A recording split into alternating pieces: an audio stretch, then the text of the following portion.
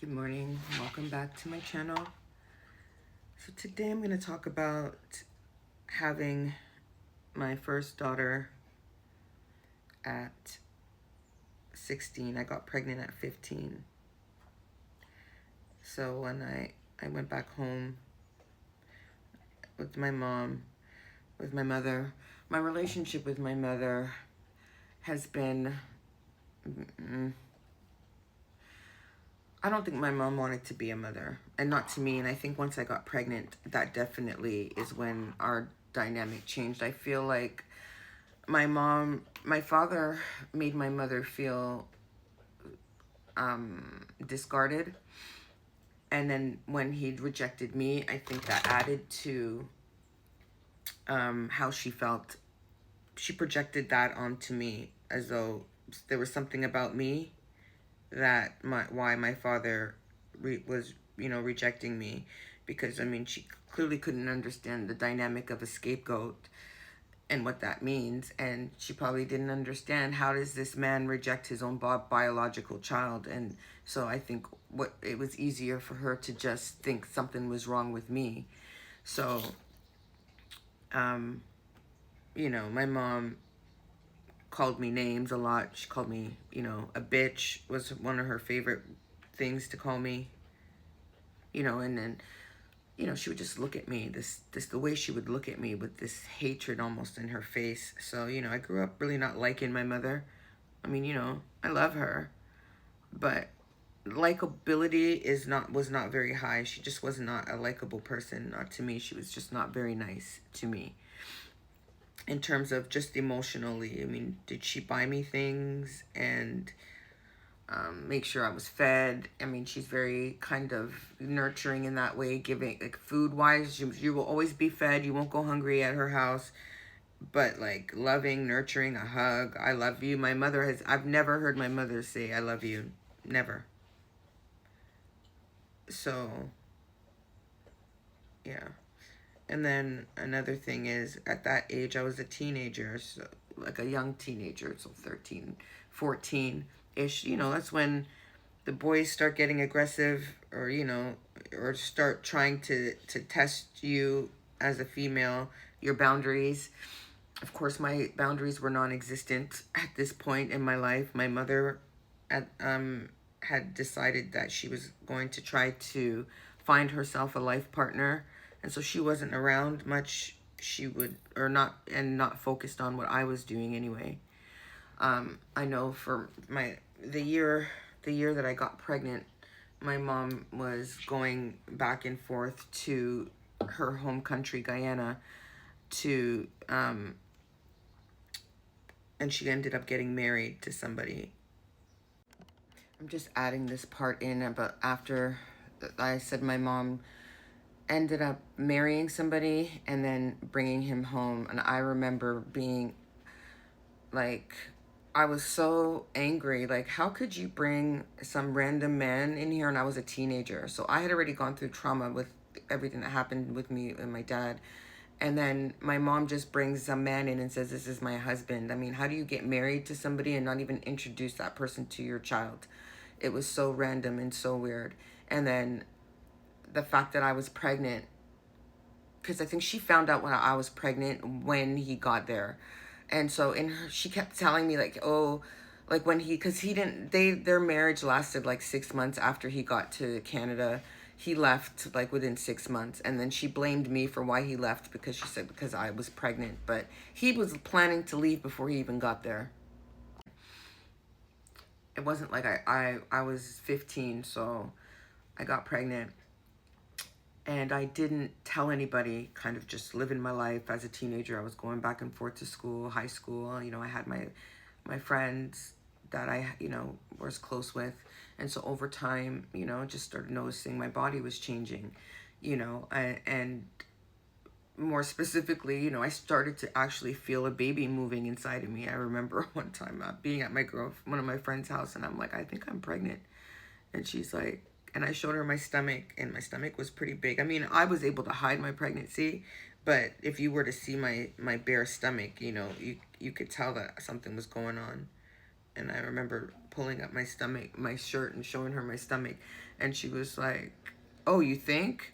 And so, it was like me and her, it was our secret, She would see me going to school. I was fainting and just going through all these pregnancy symptoms that I kept to myself.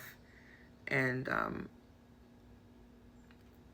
my secret came out one day when I went to the doctor. I stopped at my doctor because I have allergies and I needed a prescription for my allergies. And on my way to school, I stopped at the doctor's office to get a prescription. And he took one look at me and he's like, are you pregnant? And I said, no. And he was like, I don't know. He's like, come in here. He made me go into his office and he made me get on the table and he took out this little, it's like a baby monitor thing, I guess. Now, at the time, I know what it is. I didn't know what it was at the time. He took out this little baby monitor thing and he put it on my stomach. And we both hear this thing like galloping horses, And he's like, you're about 5 or 6 months pregnant.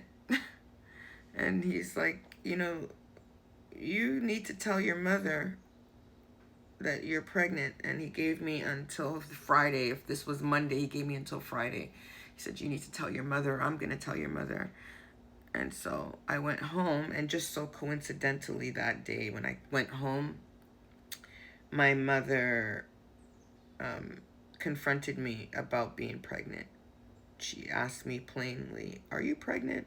You've been sleeping? And she just started naming off all these different things that she's noticed. And then I guess I admitted it to her, and, her first response was that I needed to have an abortion. And I said, no, I'm not having an abortion, because by this time, I was excited to have this baby. I'm going to have a baby, and I'm going to have, someone that's going to, love me, and I'm going to love the child. I didn't know what I was having at the time, and I was excited to become a mother. And I know that in retrospect, that has a lot to do with, the trauma that I was dealing with, because, what rational person would want to have a baby at 15? But anyway, my mom kept insisting I have this abortion. But when we went to the doctor told her that I could not have an abortion because of how far along I was. And so I think this is when my mother knew a baby was coming, I think her plan was just that she was gonna maybe pretend the baby was hers. I don't know, but as soon as I had my daughter, she started working to emotionally and physically detach that baby from me. As soon as I had her in the hospital, she took her from me. She was every time I would try to hold her and bond with her, she would want to take her from me. And then I remember the first time, and I was like, okay, go to grandma. And she's like, no, I'm not grandma, I'm mom. And and from there, she started to teach my daughter to call me by my first name and her mom. And I didn't understand the impact of something like that, because to this day my daughter calls me by my first name. And that really, anybody who's trying to alienate you from your child, that's going to be the first thing they're going to do. Because when this happened again with my other children, that was the first thing that he did, was get them to start calling me by my first name. So yeah, I think having my daughter definitely was a source of shame for everybody, for my mom and my father. My father definitely was ashamed of me having a child so young. I know I heard from a family member that he said that he would never accept my daughter. And I think it also was validating for him at that time. Like, okay, you see, we said that she was no good, and look, right? And so, yeah, but I never felt ashamed of having a child so young. I was happy up until my mom started alienating her from me. And when I realized that it's my daughter, but not really, I purposely had another child not long after. And I'll talk about that in the next video. Thank you for listening. Welcome to my channel if you're new here. I do talk about my issues, or about my life navigating being the scapegoat in my family, parental alienation, toxic family systems, and healing from all of that. So thank you for listening. And also I share my stuff I'm working on Kobe's dog bowl. I've had this around for a while. All right, have a great day. Bye.